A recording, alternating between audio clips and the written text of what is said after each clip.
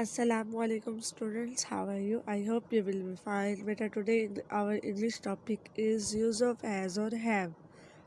We use has or have when we keep or possess something. Has is used with singular noun pronoun. Have is used with plural noun and pronoun.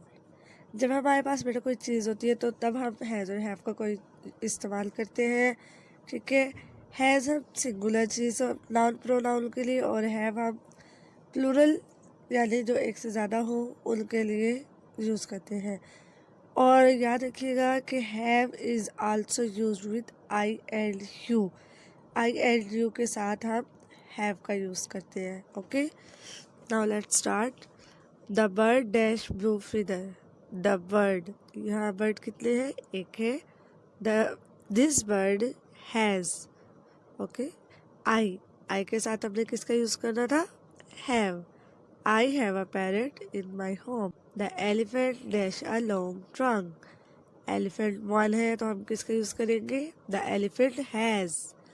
The giraffe, giraffe भी one है। The giraffe has a long neck. अब यहाँ एक से ज़्यादा है, ठीक है, क्रोकोडाइल्स है तो यहाँ क्या आ जाएगा? Have. Crocodiles have sharp teeth. You dash a pet. You के साथ हमने किसका यूज़ किया है? हैव।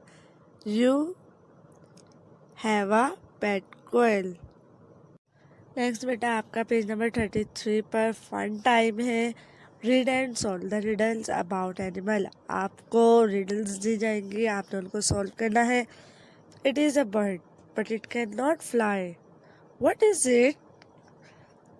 वो क्या है? वो बर्ड भी है लेकिन वो फ्लाई नहीं करते। वो क्या है? It is a ostrich. It is huge. It has big year and a trunk. वो बड़ा भी है, उसके कान भी बड़े हैं और उसके ट्रंक है। ट्रंक किसकी होती है? Very good, elephant. What is it? It is elephant.